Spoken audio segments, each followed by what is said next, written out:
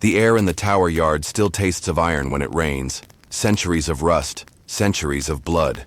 Tourists come for the ravens and the crowns, but the ground beneath their shoes remembers other jewels, droplets dark and royal, fallen from heads that once wore ermine. Here, ceremony met cruelty. The executioner's block was no crude device but a polished altar of oak, its grains soaked through with history. Kings ordered it carved smooth so that death could come cleanly. Priests blessed it. Carpenters whispered that the wood drank souls. When the axe fell, it wasn't just a man who died. It was a dynasty taking its final breath. In medieval England, punishment was performance. Justice wore velvet. Mercy arrived in steel. From the scaffold at Tyburn to the courtyard of White Tower, the spectacle reminded everyone that power did not end with rule. It extended into the right to end. Nobles knelt on silk cushions so their fall would appear graceful. Peasants swung from rope, their bodies left to turn with the wind. Rank decided posture, not pain. The crowd came early, carrying apples and awe. They whispered prayers, then cheered when the blade struck true. Mothers lifted children so they might remember the sight of loyalty corrected. For them, death was proof that the realm still functioned, that the king could bleed like any other, and therefore still mattered. Chroniclers tell that after each beheading, the executioner raised the head by its hair and cried, "Behold the traitor!" Yet some claimed the lips still moved, murmuring a last prayer or curse. Whether illusion or defiance, it kept the crowd in reverent silence for one heartbeat longer than comfort allowed. The block was scrubbed with wine after every royal death. No amount of scrubbing worked. Stains seeped back by morning, a faint map of where power met consequence. When the sunlight caught it, those stains shimmered almost gold, as if the wood refused to forget whom it had served. Tonight, you stand where they stood. The air is heavy, the ravens restless. The city hums beyond the walls, but within them, time holds its breath. What began here as spectacle became a nation's ritual, a blood-written record of how authority performs repentance. And this is its story. In Tudor England, punishment was not hidden, it was staged. Justice needed an audience, and the stage was the scaffold. The monarch's power did not end in the courtroom, it climaxed in the square. The sentence was only the script, the execution, the performance. The crowd came not to question guilt, but to witness order restored through pain. At dawn, carpenters built platforms wide enough for both actors, the condemned and the man who would end them. The wood smelled of pitch and rain, the rope of hemp and sweat. Guards lined the streets while vendors sold sweet wine to steady nerves. Above the noise, the bell of St. Sepulchre told its warning. Its ring meant that somewhere nearby, a soul had begun to count its final breaths. The condemned were dressed according to station. A lord wore black velvet trimmed in fur. A thief, plain sackcloth. Each was expected to speak before dying. Some confessed, some forgave, others cursed. The silence that followed was the true sentence. An invisible hand pressed over the city's mouth. No executioner worked alone. Beneath him stood assistants called yeomen, tasked with holding the prisoner steady and wiping the axe between blows. Their aprons hardened with layers of dried blood, stitched and restitched like patchwork history. They said the best among them could separate head from body in a single stroke, and the worst took 3. The difference was remembered longer than the crimes themselves.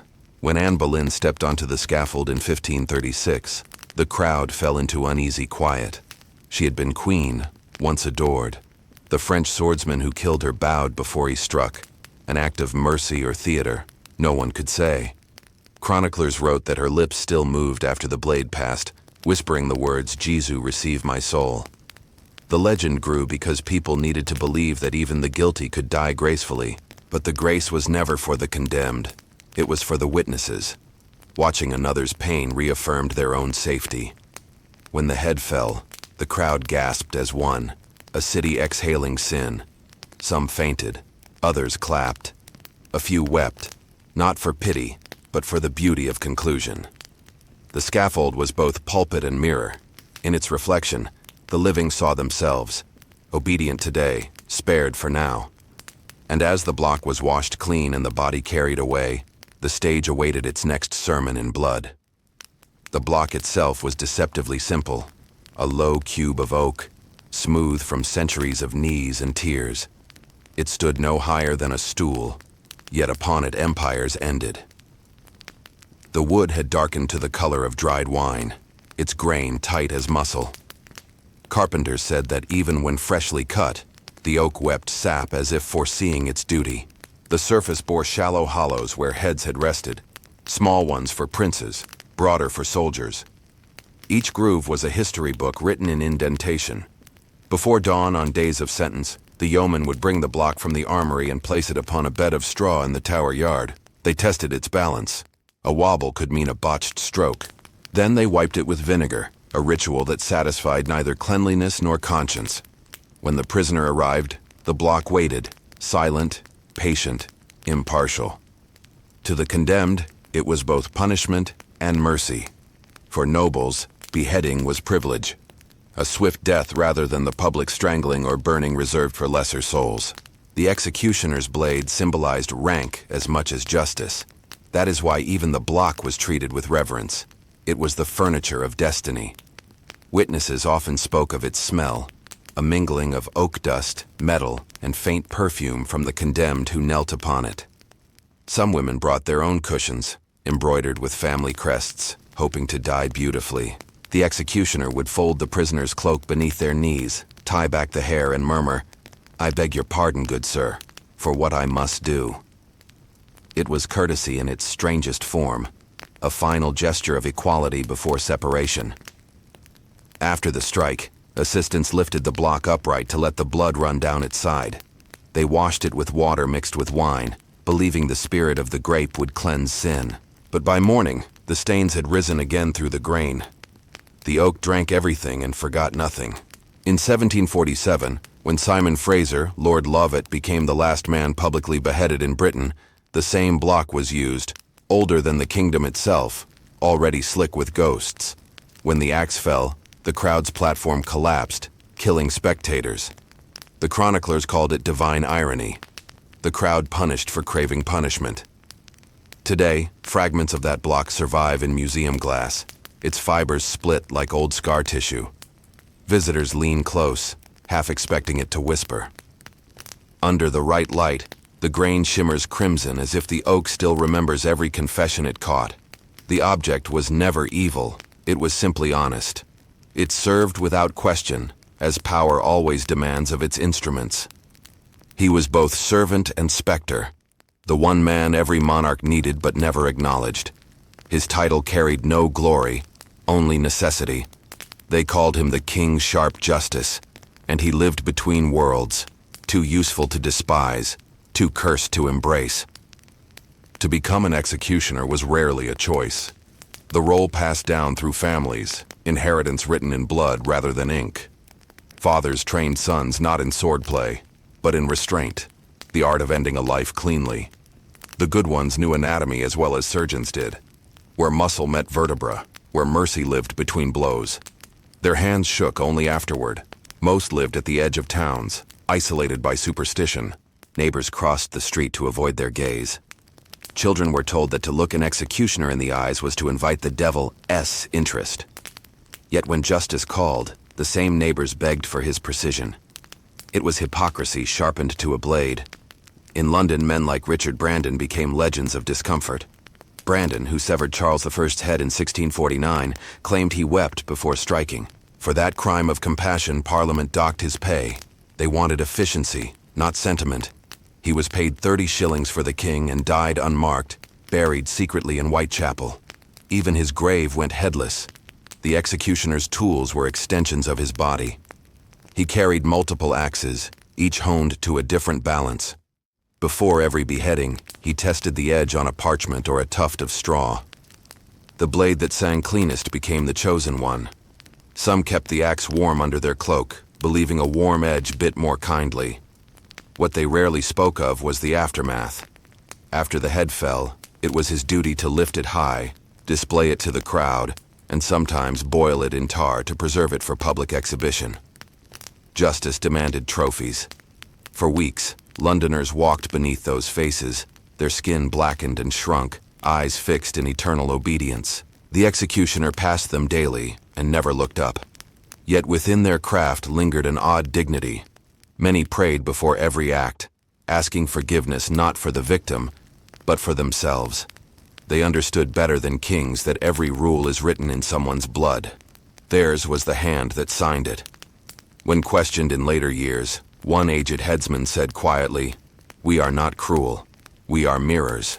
We show rulers what their mercy truly costs." And perhaps that was the truest punishment of all, not the stroke itself, but the reflection it forced upon those who ordered it.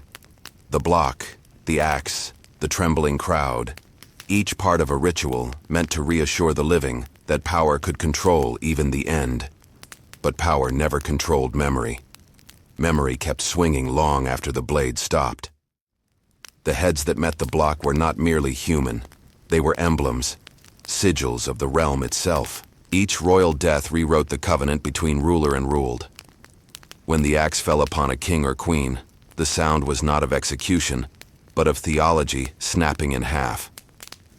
It began with Charles I in 1649, the first anointed monarch to die by his own subjects' decree. On that freezing January morning, he stepped onto the scaffold dressed in 2 shirts so the cold would not make him shiver, lest trembling be mistaken for fear. He addressed the crowd not as a criminal, but as a priest giving benediction. "I die a faithful man of the Church of England," he said, "and I forgive you with all my heart." Then he laid his neck upon the block, stretched his hands forward as signal, and the blade fell. A groan rippled through the multitude as though the earth had inhaled. The executioner held up the severed head and cried, "Behold the head of a traitor!" But even he hesitated. The silence that followed was heavier than any cheer. For the first time, England had killed its own reflection. Charles's death echoed through every palace in Europe. Monarchs dined more quietly. Courtiers glanced at their kings with new calculations. Authority had proven mortal. In France, Louis XVI remembered it when he mounted the guillotine a century later. History, it seemed, had learned to sharpen its blade. Queens, too, met the oak. Anne Boleyn, cousin to Catherine Howard, both wives of Henry VIII, knelt in silk and prayer before the same block. They were condemned not for treason of nation, but for treason of affection, a reminder that a woman's heart, when it strayed, could threaten the crown more than armies. Their deaths turned the Tower into a shrine of contradictions, love punished as politics, beauty executed as rebellion. Later, Mary, Queen of Scots, cousin and rival to Elizabeth I, walked to her death in crimson, the color of martyrdom. She forgave her executioner with trembling grace, though it took him 3 strikes to finish his task. When her small dog crawled from beneath her gown, stained and shivering, the witnesses wept. Even tyranny paused to pity loyalty. Each fall of the blade was both finale and overture. New regimes were born not from coronations, but from decapitations. Blood-sealed transitions better than ink. In this way, the block became England's second throne, a place where power renewed itself by feeding upon its own lineage. The wood remembered every voice, every prayer cut short, every sigh of relief from the crowd. It absorbed monarchy's confessions and kept them warm. Long after the bodies cooled, the grain still whispered of divine right undone, of crowns melted into shadows, of rulers learning the oldest truth written in blood, that no head, however sacred, is too high for the block. Every execution demanded witnesses. Without them, the act had no meaning. Punishment unseen was merely murder. Punishment performed became order. The crowd was not decoration. It was part of the machinery, the living frame around the dying subject. They arrived before dawn, pressing close to the scaffold rails, breathing steam into the winter air. Bakers sold hot pies, ale foamed in pewter mugs. The mood was carnival until the condemned appeared. Then the hush descended, the sacred quiet before the spectacle. Children clutched their fathers' coats. Housewives crossed themselves. Soldiers whispered bets about the number of strokes it would take. Each person wanted to feel proximity to danger without sharing its cost.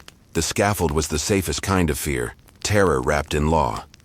When the axe lifted, the crowd inhaled together. When it fell, they exhaled as one body. Some turned away. Others craned forward, compelled by the very thing they dreaded. A few wept for the condemned, but most wept for themselves, for the thin line between watching and being watched. Chroniclers recorded moments of eerie silence following noble deaths. After Queen Anne Boleyn's execution, a witness wrote that the birds ceased their song as if heaven itself took breath. After Charles I, the wind dropped, the banners hung motionless. That silence was not reverence, it was shock, the collective pause of a species glimpsing its own reflection. Then came noise, the roar of approval, the prayers, the scraping of benches, the metallic rhythm of coins tossed to the executioner. In that cacophony, grief and relief mingled indistinguishably. The crowd needed release, and sound was its absolution. Each cheer was an attempt to bury the tremor left by the blade. For the executioners, the crowd's gaze was both validation and curse. They worked best when unseen, but history demanded witnesses. After the final strike, they held up the head, not for pride, but to confirm completion, to prove the contract between law and death had been honored. The crowd answered with gasps, then applause. In that response, civilization measured its pulse and called it justice. But as centuries passed and the scaffold disappeared, a new silence took its place, the silence of forgetting. The same citizens who once paid to watch began to pretend the block had never stood. Justice moved indoors, behind stone walls, away from daylight and conscience. The crowd lost its reflection, and with it, understanding of what authority truly costs. Today, only echoes remain. The faint creak of timber beneath invisible feet, the sigh of wind across the tower yard, the uneasy quiet that falls when one imagines what those stones have seen. It is said that when rain slicks the courtyard, the puddles darken red for a heartbeat before clearing. Perhaps memory, like blood, refuses to stay buried. Centuries have passed, yet the block endures. It no longer waits in the tower yard, but behind glass, its surface dull beneath museum lights. Visitors lean close, whispering to each other, as though the oak might overhear. They see only wood, but the wood sees them, descendants of those who once gathered to cheer, now murmuring apologies through ticket lines. Time has softened the edges of execution. We call it capital punishment, sterilized, efficient, hidden behind walls and paperwork. But the idea remains the same. Order sustained by fear. The scaffold merely moved indoors. The crowd became the camera. The ritual survived, translated into distance. In London's archives, curators still polish the old axes, their edges dulled by mercy or neglect. The grain of the block glows faintly under light, red and gold like old fire. Fingerprints, perhaps of those who braced against it, are fossilized in lacquer. Every mark is a sentence unfinished. The display label calls it Artifact Number 313, Executioner's Block, Oak, 15th-18th century. But the artifact is not the block, it is us. We are the continuation of the gaze that demanded its service. If you listen closely inside that quiet gallery, you can hear it breathe. Not a sound of haunting, but of endurance. It has learned to survive our curiosity, the same way history survives guilt, by standing still until we look again. Outside, London carries on. The tower's ravens stalk the lawns, the Thames glitters indifferently. But beneath the cobblestones, layers of ash and memory remain. The city was built upon its own justice, mortared with repentance. Every new monument rises from the same soil that once drank from the block. The foundation of empire was not stone. It was obedience, sealed by the rhythm of falling steel. The legacy of the block is not cruelty, it is continuity. The reminder that civilization is always one heartbeat away from spectacle. That power still demands ritual, and ritual still requires witnesses.